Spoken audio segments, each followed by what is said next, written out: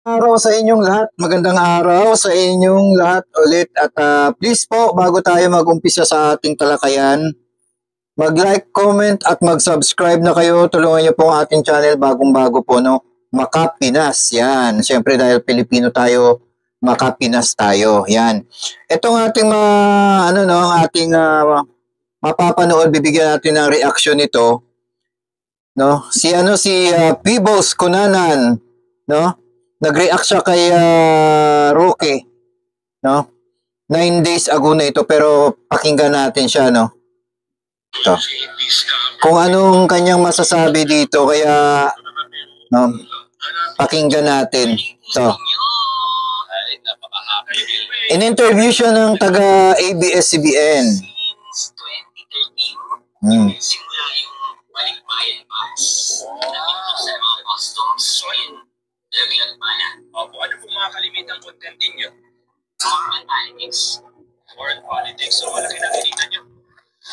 More on politics. Wala, yung nauna, wala pa pala yun. Wala, sabi nga nila, kung daw nagtuloy-tuloy ako ng YouTube ko, isa na ako sa pinakamayamang YouTuber. Oo, at saka sana nila Pero alam nyo, kung tawag dito, ayaw mapindot. Anyway, kahapon po sa inyo. Pwede naman niyang i-apply sa monetization ni Peebles ang kanyang channel no? Kasi nga ngayon naman ay nakakaipon na siya ng ng dollar diyan. No, pagka naka 1,000 subscribers siya, tapos 4,000 watch hour, pwede na po i-apply sa monetization ng YouTube yan. At itong kanyang YouTube channel hindi pa na-monetize daw, sabi niya, no? Sabi niya nga isa daw siya sa mga pinakamayaman na vlogger, no, kung dati niya pa na i-apply, no, na i-apply sa YouTube, no, monetization. Pwede siya magpatulong kung di siya marunong magawa ng monetization yan. Magpatulong siya sa mga eksperto, madali lang yan. Ito na, pakinggan na natin. Yung pagharap sa pagdinig ng House of Representatives, ang sabi ho ng ilan bakit ho nag-iba yata ang tono ng Pebble sa kanyang content kaugnay ng Pulburon video? Hindi po sila evento na po. Dati po kasi akong naging kritiko ni BBM, pero BBM vlogger po talaga ako, original ng election. Opo. Ngayon, medyo nag-iba yung tono ko kay BBM kasi hindi ko nagustuhan yung mga ginagawa ng mga cabinet members, yung trabaho, walang nangyayari, nagpahal yung sibuyas. Maraming mga ganang eksena which is totoo naman yung sinasabi ko. So, kinresize ko. Then, syempre, kapag kinresize mo, antay ka na. Ayun. So, kumbaga, dati-rate, ang mga content po ninyo, since kayo po ikanya BBM vlogger, karamihan sa mga content po ninyo ay pabor sa Pangulong Bongbong Marcos, and then nagbago kayo ng, kumbaga, ng point of view ng posisyon sa inyong mga vlog. Yes po. Nung nakikita ko na yung takbo ng administrasyon, parang medyo may mali. Pero kasi ako po yung klase ng vlogger na kahit sinusuportahan kita, kapag nakita ko may mali dun sa tao, sa paligid mo, mapatikusin kita. Okay, pero ngayon... Di ba, pero yung sabi nga daw, hindi na daw siya binibigyan ng kita dyan, no, sa mga DDS. O hindi siya kumikita doon, kaya wala siyang napapala. Kaya umalis siya doon sa partido ng DDS, no? Umalis siya doon. Pero syempre, kasama na rin yun dahil ayaw mo na rin sa mga naririnig mo doon, ayaw mo na rin na malaman yung kung ano pang mga plano nila. Kasi nga, sabi nga do si Roque nga daw ang may plano talaga lahat na pababagsakin ang gobyerno ni Marcos. Kaya, buti ka mo narinig ni Peebles yung. Kung hindi, baka mamaya, kung ano-ano pang mga plano na gagawin ng mga Roque, no? Mahirap yan. Mapatikusin kita. Okay, pero ngayon is Pebble, saan ka nakapanig ngayon? Kay BBM. Ngayon kahapon, diretso ko na Miss Pebbles kahapon kasi pinapanggit na kayo po nagaling po sa inyo. Totoo po ba? Paulit ko nga sa inyo, kanino ba nanggaling talaga yung video ng pulburon na yun? Kay Harry. Pare. Ano nasabi? Kasi nung time na nag-dinner kami sa Hong Kong, sinabi niya na meron siyang picture, yung screenshot ng video na hawak niya na. And then, nag-usap-usap doon kung saan ilalabas. Mukhang madilim yung sa ABCBN. International vlogger daw yung maglalabas, ganyan. Dumating po kasi ako doon sa dinner. Pero matalino sila ha, dahil ang vlogger pa na international vlogger pa magpapalabas ng mga ganitong pulburon video ha, no? Bakit hindi sa Pilipino nila ibibigay yun, no? Siguro may mga dahilan sila, may mga plano pa sila, bakit hindi nila sa Filipino vlogger binigay, no? Tingin ko lang dyan ito yung idea nila bakit sa foreign vlogger nila ipapalabas ito. Kasi mabilis lang ma-detect pag Pilipino. Mabilis lang malaman ng kampo ni PBBM na Pilipino na vlogger ang maglalabas nito. At madali lang mahuli. Pero pag foreign vlogger ang maglalabas nito, mahihirapan maghanap, no? Kung sino-sino man ang ituturo, sino-sino ituturo nila na naglabas niyan, wala silang mahagilap kung hindi nila tanungin si Roque at dalhin diyan sa Kongreso, no? Kasi sa Senado medyo alanganin pa silang dalhin si Roque diyan eh. Sa Kongreso nila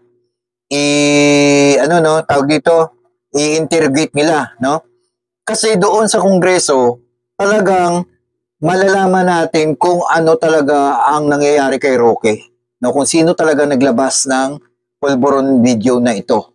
Sa foreign niya ba talaga binigay o sa Pilipino lang niya binigay itong video para ilabas? Yan ang sabi ni Peebles, no? Ayon doon kay Peebles na si Roque talaga ang may pakana ng lahat na gawa-gawa ng AI na video na ito, di ba?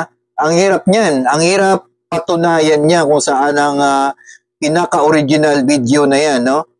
Late ako ng 1 hour. Opo. Ngayon, pagdating ko doon, ang pinag-uusapan na nila ay tungkol na sa pulburon video. So, kung sinasabi niyo may screenshot si Roque, dating presidential spokesperson, yung pulburon video at nilapag niya doon kung paano siya ilalabas. Paano naipasa naman sa mga vlogger o sa inyo itong video? Sino nagpasa? Yan. Hindi po siya pinasa. Actually, na meron na siyang copy ng picture. Hindi niya po pinakita. Kaya nga sabi ko po, in fairness naman sa mga vloggers, during dinner, wala silang alam. Wala po alam sa video. Hindi namin nakita yung picture. Pero pinag-usapan po doon is kung kailan ilalabas, paano ilalabas, at sino ang maglalabas. So, ibig sabihin, Ms. Pebbles, nung mga oras at panahon po na yun na kayo kausap ni Harry Roque sa Hong Kong, wala kayong idea na deepfake. Nako, no? Yan ang pinakamahirap sa lahat.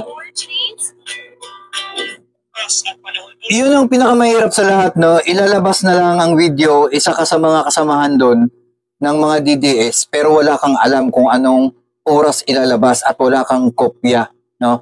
Parang hindi ka hindi ka kampante, iisipin mo sa sarili mo.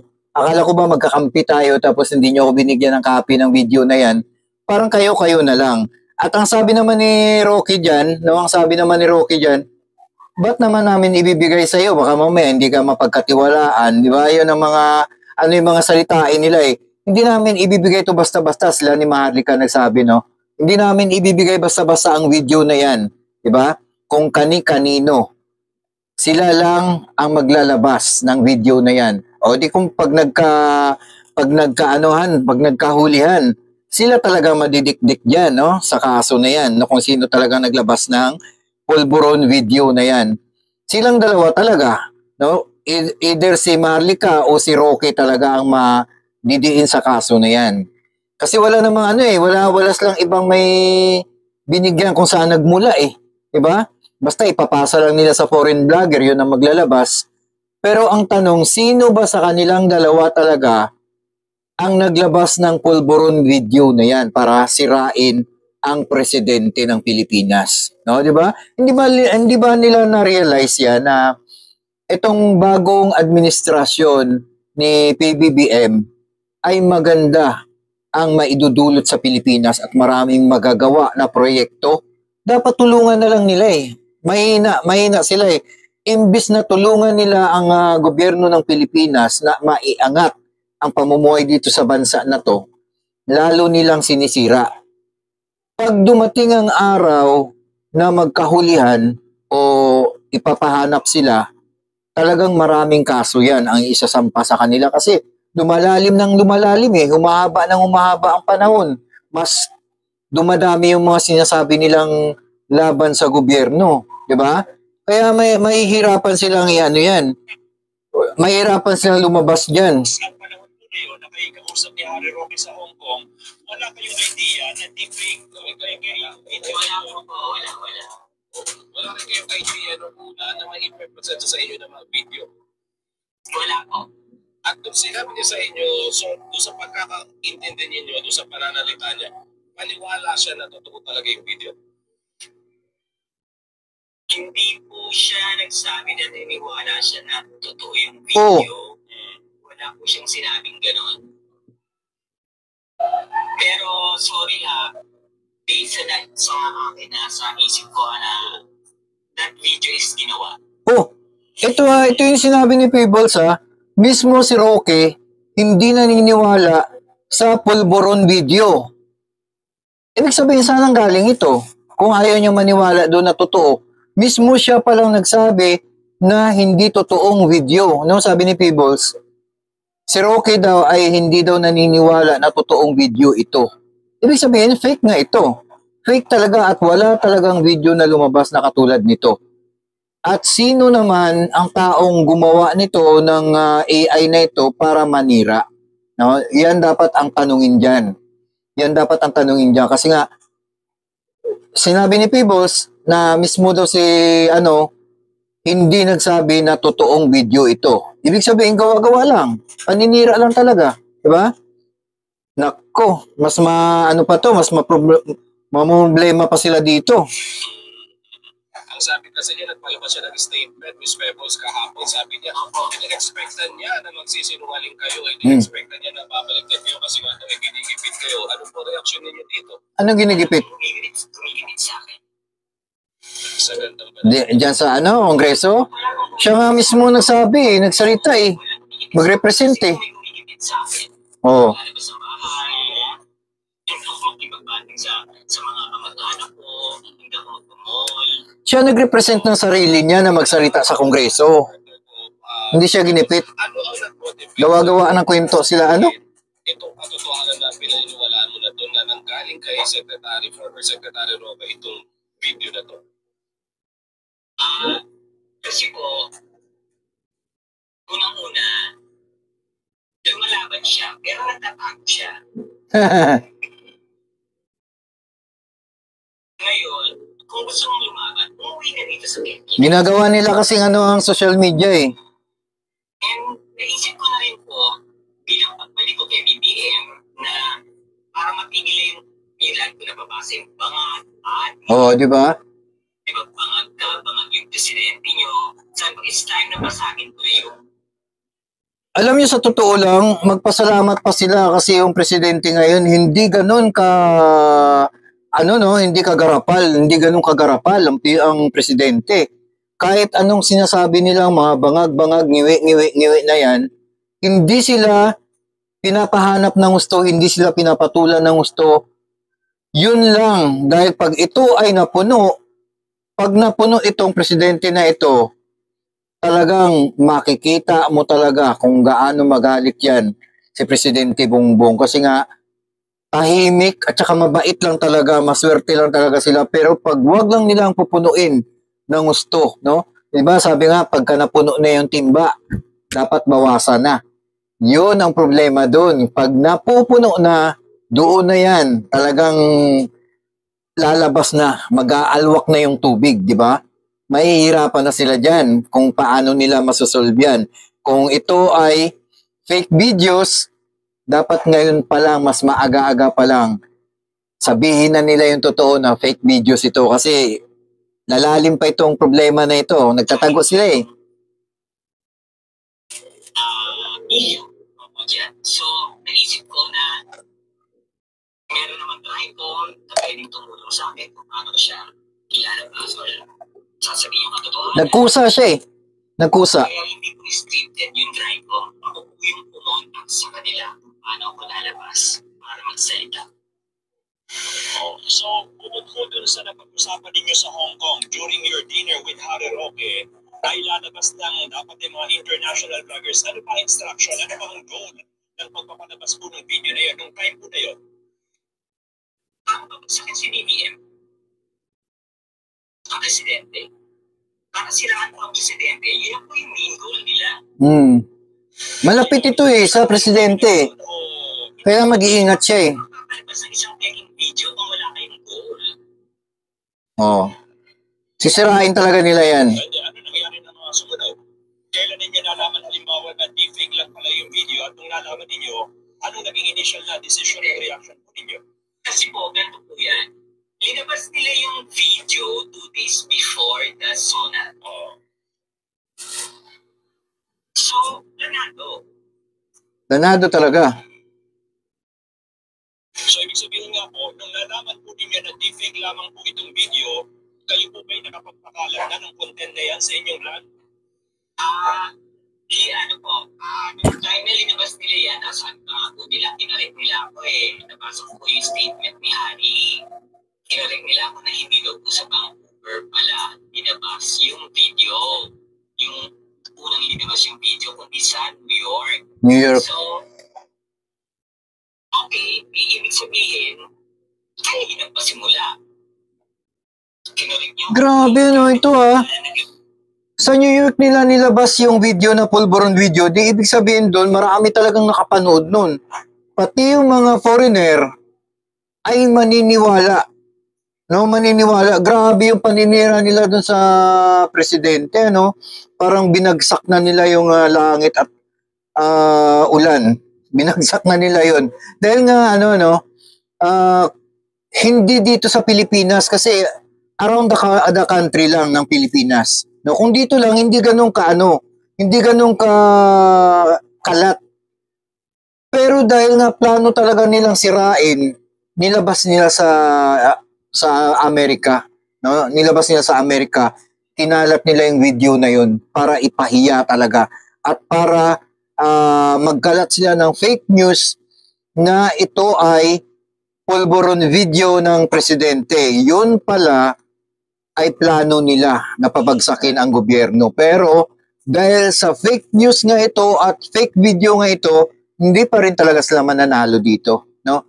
Dahil kung ito pinaimbestigahan na ito talagang pinasuri na ito ay hindi totoong video ng presidente PBBM, no?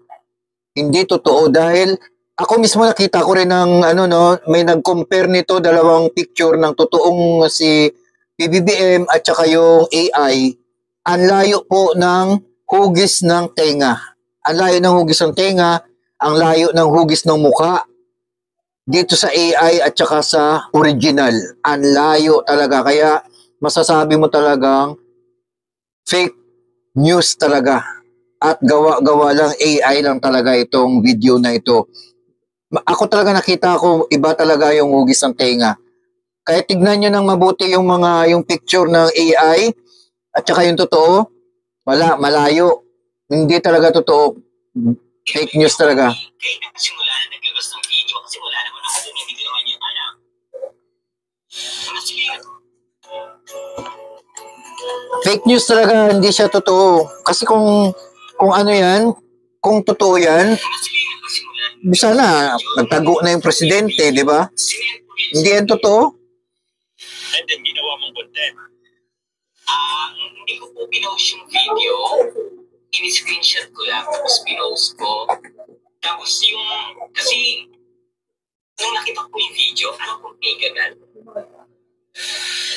So hindi mo na-share yung buong video, kundi screenshot lang. Share. Anong caption? Ang caption ko is parang, ayan. Hindi ko matandaan pero meron kasi akong phobia, sayang hindi ko.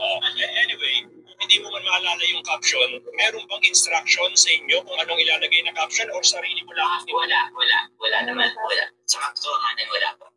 Miss Bubbles, tanong ko lang, backtrack lang ulit ako ng konti. Sabi nyo, nung una na kay BBM vlogger kayo, ito, paano kayo eventually napunta sa group ni former Secretary Harry Roque? Hindi po ako nagpunta sa grupo na siya po ang nagpunta sa akin. Nag-connect siya sa'yo, nag-communicate, tumanap ng connection para makausap ka, makasama ka? Hindi po. Kasi meron pong tinatawag na mag-isip rally. Baka May-isip. Opo. Mabait po kasi ako doon. Mhm. Sa Hong Kong. As a Sa Hong speaker. Opo. And then, As one of the speakers. So doon po pumunta. nakipag-collaborate na siya sa'yo. And then nagkausap na kami. Doon sa yung mga discussions, kasi ang sinasabi nito, Ito lang yung tanong ko dito, ano. Inimbitahan siya sa Hong Kong para sumali doon sa Maisog Rally na yon. Pero bakit siya sumama? No, kung hindi ka talaga totoong DDS o hindi ka nainganyo na magiging DDS ka, bakit ka sasama doon sa Maisog Rally? Ay alam mo naman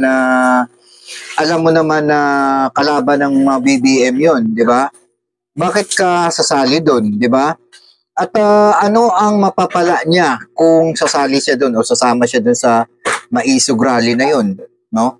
Ibig sabihin, meron din siyang nakuha ron o may nagbigay din sa kanya ng pera para, kaya sabi kasi daw, yung pamasahe niya yata nilibre siya, no? Pamasahe nilibre siya, yung pagtira nila sa hotel, parang nilibre yata siya doon, kaya sumama siya, no? Sumama siya. Pero syempre, dahil kilalang tao ito, si Fables, hindi pwedeng hindi siya bigyan, di ba? Para panggastos niya. Ay sabi nga doon, nagbigay daw si Marlica, no? Nasa 5K daw yata, 5K, panggastos niya doon sa Hong Kong, no? At nung tumagal, nung nalaman na niya may mga plano dahil hindi naman siya tinutulungan ni BP Sara pag may mga problema sila daw doon, mga panggastos. Kaya nagbago yung kanyang pananaw. Nagbago yung pananaw niya. At sinabi niya kay Marlica na wala naman siyang mapapala. Kaya parang umiwas na siya. Doon na nag-umpisa. No? Tungkol doon sa mga plano ng mga pulburon video. No? Parang nagbago yung isip ni Peebles na at ganito yung ano nila, sobra-sobra naman, no? Kung tutuusin dapat bagong administrasyon na ito dapat makisama sila. Dapat ganun, no, sinabi niya. Kaya lang siya, siguro, yung time na yon parang blessing in disguise na rin na nalaman niya lahat ang plano na ni Roque na mismo pababagsakin niya ang gobyerno ni PBBM. At mismo sinabi ni Peebles yun sa Kongreso. Diba? Galing niya rin, ano, nakisama siya doon sa Maisog Rally para malaman niya lahat ng plano ng mga DDS na Maisog Rally, kung ano talaga ang plano doon. At nung meron siyang butasan niya ito, may pagkakataon niyang sinabi sa Kongreso kung anong plano. Galing niya rin, may ano din, may kwan din siya, may tama, may tawag dito, may tumpak din siyang ginawa ron si Peebles, no? Kasi ang sinasabi nito, Miss Peebles, kahit ang alam magpatuloy din kung totoo hindi. Sa mga ganyan, binabayaran kayo. Sa pagbibigay ninyo ng komento, binabayaran kayo. Doon sa mga pinalabas na fake na video na yun, may alam ka ba na may binayaran ang grupo na yun para ipalabas ito? Ayun. Wala po kung alam. So, ang alam mo lamang ay... Siyempre, sa mga ganyan, hindi mo nasasabihin yung totoo, di ba? Madadamay ka pa. Ating secretary. Yes po. And then, moving forward, Miss Pebbles, ano ngayon yung direction ninyo na pag-vlog ninyo after this incident? Tuloy lang. Focus pa rin po ako sa mga projects ng presidente. Nag-online ito si Peebles, no? Nag-online siya ng mga pabango. Yan ang business niya Online seller si Peebles, no? Online seller ito. First lady, lalo for first lady, napakagandang proyekto. Yun na po ang gagawin ko ngayon at talagang nangako naman po ako na hindi ko natatalikuran si BBM at ang First Lady. Pero ito lang yung masasabi ko rito, ha. Ito lang masasabi ko dito dahil binunyag niya nga lahat, no, ng mga plano nila sa kabila. Mag-iingat na lang siya, no? Mag-iingat na lang siya kasi hindi mo pa rin masabi yung mga kalaban na binanggit mo lahat. Baka mamaya, no, diba, may mga plano yan sa inyo, may mga plano sa kanya na yung masama, kailangan mag-iingat siya dyan. Dahil nilabas niya lahat itong kaso na narinig niya, na mga plano at mga paglabas ng mga pulboronic video na yun, dapat mag-iingat talaga siya. Kasi ito si Pebbles, no, pwede itong maging witness doon sa ICC. Marami nagsasabi, no, na kasi marami na siyang alam. Marami na siyang alam tungkol dito sa mga plano-plano na yan. Kaya lang, sa tingin ko marami pa itong ipapasabog. Ano lang, dandahan niya lang binabanggit lahat. Tingin ko marami pa itong alam. Marami ito siyang alam. Pakinggan pa natin. Kasi, sa ngayon kasi, ito pa lang yung una niyang binanggit yung mga pulboronic, ang plano ni Roque, na pababagsakin yung gobyerno, no? Alam niya. Miss Pebbles, panghuli na lang po dun sa sinabi niyo pong mga sa huli na yan, obviously, aminado po naman kayo na kayo ay pro-BBM at BBM. Oo, yan o. Pero, paano yung kukumbisihin yung nanonood, yung neutral audience po natin ngayon, na yung ginawa ninyong pagharap kahapon sa pagdinig ng House of Representatives ay dahil kay pro-BBM lamang? Paano nyo kukumbisihin yung ordinaryong kababayan natin na nanonood na nakikinig ngayon na wala kayong ibang intensyon, kundi ilabas lamang talaga yung katotohanan kahapon at na hindi dahil sa kayo ay pro-BBM vlogger? Yes po. Maraming mga Pilipinong hindi naniniwala ngayon sa administrasyon dahil sa peking video yung linabas nila. So, gusto ko pong malaman ng buong sambayanan na hindi po totoo yung video na yon, na maniwala po tayo sa administrasyon ngayon na gumagalaw sila, tumutulong sila sa ating bansa, sa mga OFW, sa lahat ng manggagawa, sa lahat ng Pilipino, na matulungan nila tayo sa ating, na maging maayos ang ating buhay. Hindi po ako nagsasalita bilang pro-BBM, nagsasalita po ako bilang isang Pilipino rin. Tama. Na umaasa sa ating administrasyon. Tama yun. Na tulungan tayo sa ating mga pangangailangan at maging tapat sila sa kanilang tungkulin. Tama yan. Huwag po tayong maniwala sa mga fake news. Ayan, Miss Pebbles. Huwag po natin gawing dahilan yung mga napapanood natin fake news para hindi natin suportahan ng gobyerno. Miss Pebbles, isa pa, yung mensahe mo naman sa dati mo nakatrabaho na nakasama si Atty. Harry Roque. Ano po gusto yung panggitin sa kanya? Napapanood niya kayo ngayon. Umuwi ka na.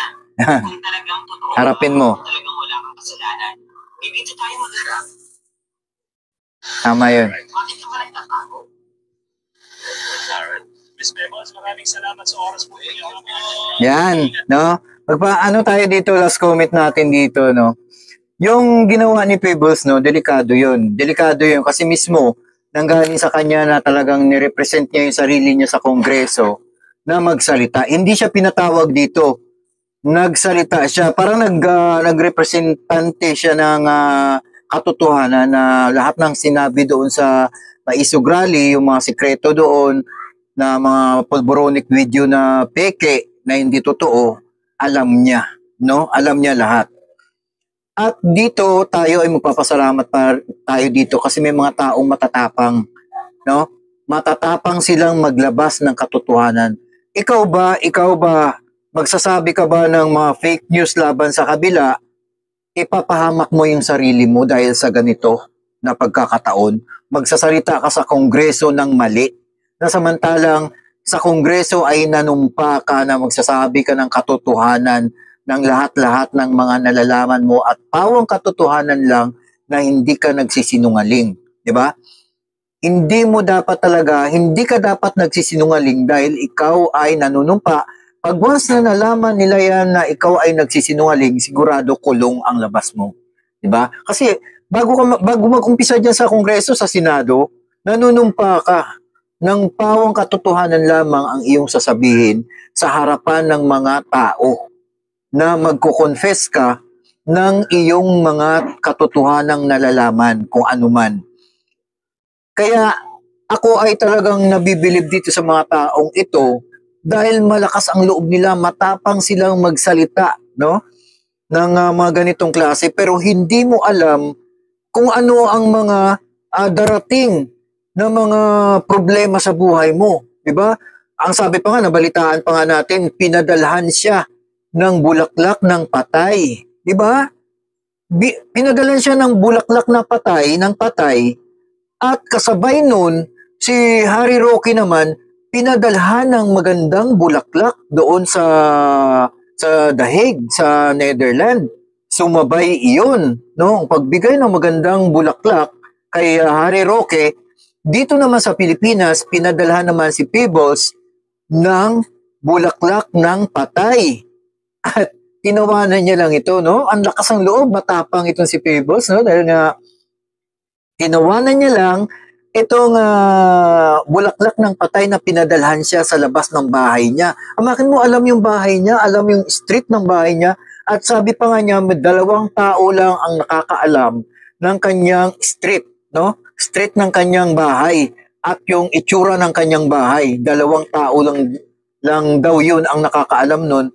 Pero dapat tanungin niya rin kung sino talaga sa mga kaibigan niya ang nagsabi kung ano ang kanyang address. Di ba? Kasi delikado yan. Papadalhan ka ng bulaklak ng patay. Ibig sabihin parang ano yan, parang merong death threat sa'yo niyan. Di ba?